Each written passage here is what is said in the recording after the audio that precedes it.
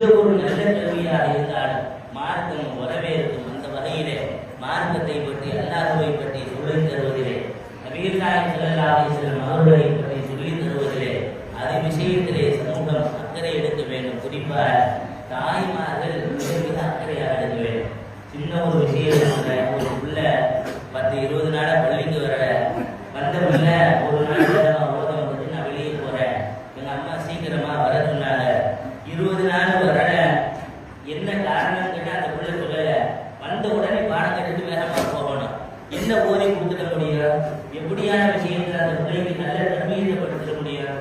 சில பிள்ளைகள் சாயந்தரம் வர்றாங்க, ஏதோ ஒரு கடமைக்கு வர்ற மாதிரி வந்து ஓதுறாங்க, டியூஷனுக்கு போறேன் போயிடுறாங்க.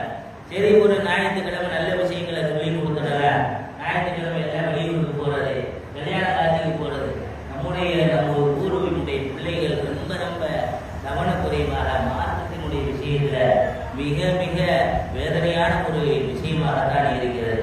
நம் சமூகத்திலே வரக்கூடிய தலைமுறைகளை நாம் சரிவர வளர்க்கவில்லை என்றால், மார்க்கத்தினுடைய அடிப்படைகளை சொல்லி வளர்க்கவில்லை என்றால், கண்டிப்பாக எதிர்காலம் மிக மிக மோசமானதாக இருக்கும். சாபமான வார்த்தையாக சொல்லுகின்றேன் என்று தவறாக நினைக்க வேண்டாம். இன்றைக்கு சமூகத்திலே நடைபெறக்கூடிய அத்தனை குழப்பங்களுக்குமே இஸ்லாத்தை பற்றி தெரியாத ஒரு விஷயம்தான்.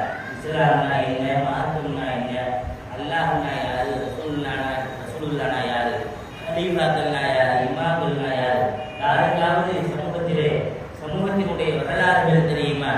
எப்படியெல்லாம் இன்றைக்கு சமூகம் சின்ன பின்னமாக கிடக்கிறது. காரணம், இஸ்லாத்தை பற்றி தெரியாததனுடைய விளைவு.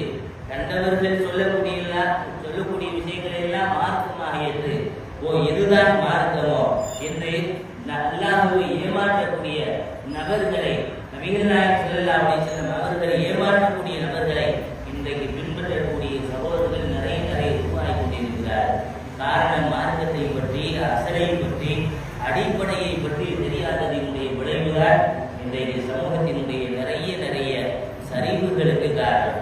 தாய்மார்கள் தங்களுடைய குழந்தைகள் அல்லாஹ்வை பற்றி, நபிகள் நாயகம் ஸல்லல்லாஹு அலைஹி வஸல்லம் அவர்களை பற்றி, மார்க்கத்தினுடைய எல்லா விஷயங்களையும் சரியான முறையில் சொல்லி போதித்தால் மாற்றம்தான் உங்களுடைய குழந்தைகள் கண்டிப்பாக துவா செய்யக்கூடியவர்களாக, எதிர்காலத்திலே உங்களுக்கு நல்ல பெயர்களை கொடுக்கக்கூடியவர்களாக, ஏன் உங்களால் முடியாத போது உங்களுக்கு உதவி செய்யக்கூடியவர்களாக அந்த குழந்தைகள் இருப்பார்கள்.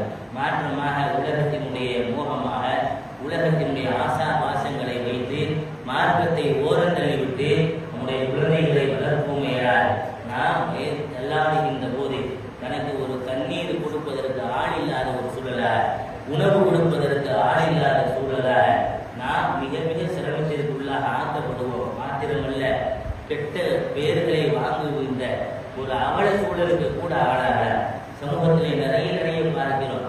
இன்றைக்கு முதியோர் இல்லத்திலே எத்தனையோ முஸ்லிம்கள் இன்றைக்கு சேர்ந்து கொண்டிருக்கிறார்கள். முதியோர் இல்லத்திலே முஸ்லிம்கள் சேருவது என்பது மிக மிக அரிது. காரணம், காலத்தினுடைய கட்டாயமோ, காலத்தினுடைய சூழலோ, மார்க்கத்தை சொல்லி நம்முடைய குழந்தைகளை வளர்க்காமல் ஈமானையை இழந்து வாழ்க்கை இஸ்லாத்தினுடைய நெறியை விட்டே அவர்கள் போகக்கூடிய நிறைய காட்சிகளை எல்லாம் நாம் பார்க்கிறோம். நல்லவர்களாக, அல்லாஹ்விற்கு பயந்தவர்களாக நம்முடைய குழந்தைகளை வளர்த்தால் மாற்றம்தான் நாம் மரணித்ததற்கு பின்னால் நமக்கு துவா செய்யக்கூடியவர்களாக இருப்பார்கள், நம்மை நினைக்கக்கூடியவர்களாக இருப்பார்கள், நமக்கு நல்லவைகளை அவர்களால் எத்தி வைப்பதற்கு உதவியாக இருப்பார்கள். மாற்றமாக நம்முடைய குழந்தைகளை வளர்க்க முடியால் தன்னை மண்ணை அள்ளி தன்னுடைய தலையிலேயே போட்டுக்கொண்ட நிலைக்கு ஒப்பான ஒரு இழிவான ஒரு வாழ்க்கைக்கு தான் நாம் செல்லப்படுவோம். நவுதுபில்லாஹ், அல்லாஹ் பாதுகாக்க வேண்டும்.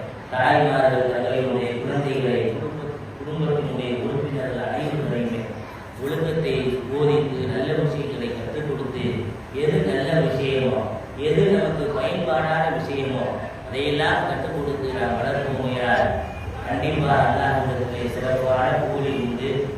அல்லாஹ்வுக்கால நம்மையும் நம்முடைய சமூகத்தை ஒழுக்கம் நிறைந்த சமூகமாக, அல்லாஹ் விரும்பக்கூடிய சமூகமாக